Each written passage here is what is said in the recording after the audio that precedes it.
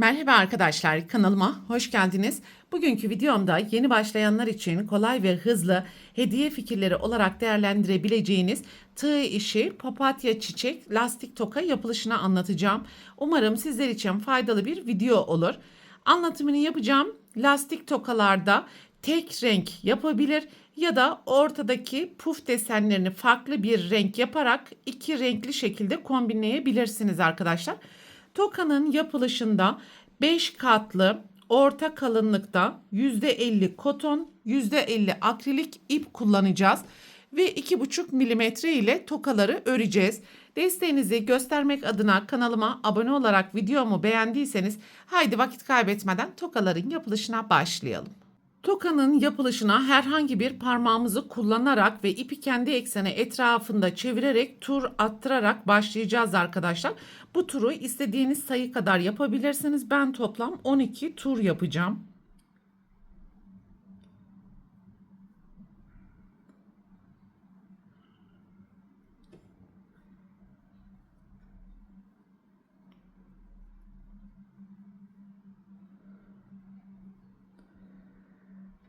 ...12 turu yaptırdıktan sonra tığı bu halkanın içerisinden geçirelim.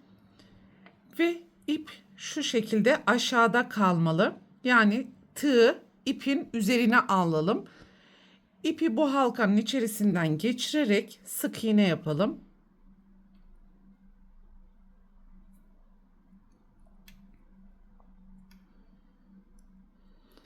Buraya zincirle kilitledik. Şimdi yapmış olduğumuz bu halkanın içerisine 20 tane sık iğne yapalım. Ya da yapmış olduğunuz halkanın büyüklüğüne göre içi sık iğne ile dolana kadar çevreleyelim.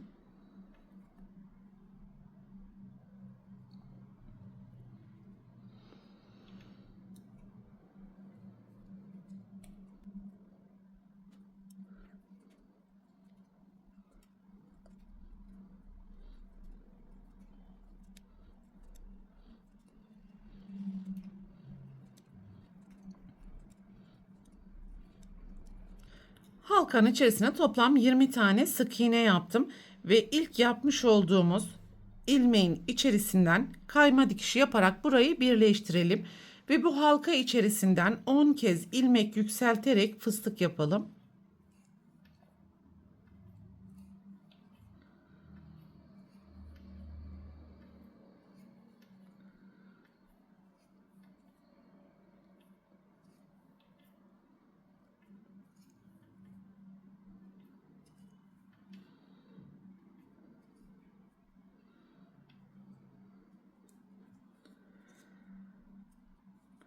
Fıstığı kapattıktan sonra bir zincir yaparak ipi keselim ve ilmeklerin arka tarafından gizleyelim.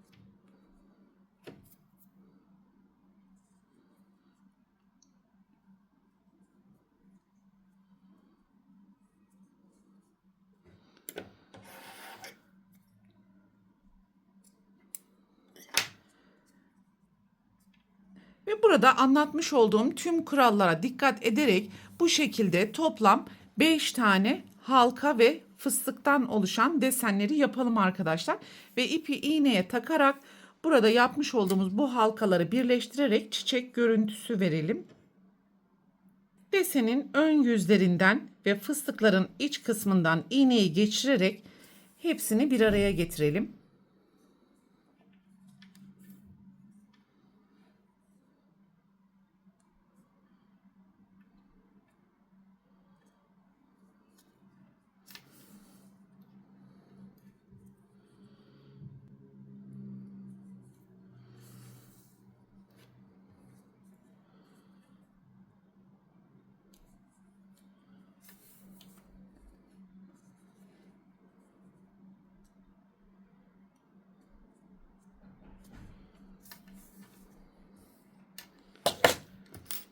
Ve bu şekilde araya getirdikten sonra burada ipi sıkıştırarak düğüm yapalım.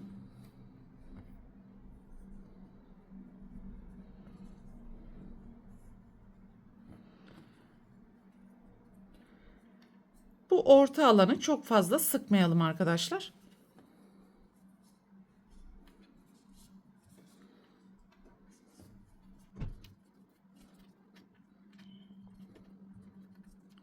Evet, çiçek desenimizi oluşturduktan sonra buradaki orta noktaya istediğiniz büyüklüklerde inciler dikebilirsiniz arkadaşlar.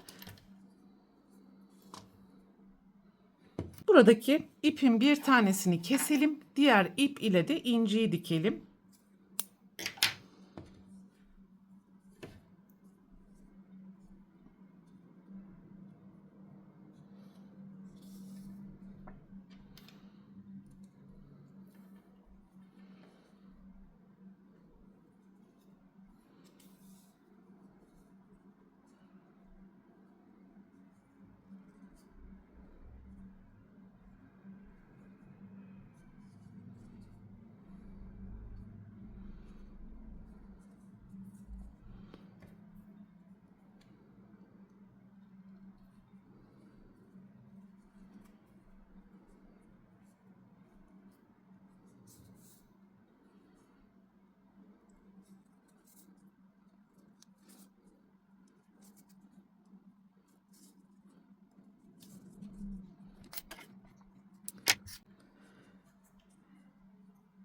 Çiçek desenini tamamladıktan sonra lastik ile yapıştırabilir ya da dikme işlemini gerçekleştirebilirsiniz arkadaşlar.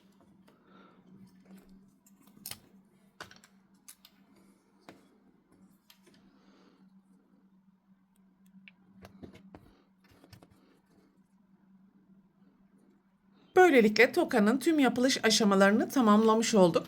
Umarım sizler için faydalı bir video olmuştur. Sonraki eğitim videosunda görüşene dek lütfen kanalıma abone olarak videomu beğenmeyi ve sevdiklerinizle paylaşmayı unutmayın. Hoşça kalın.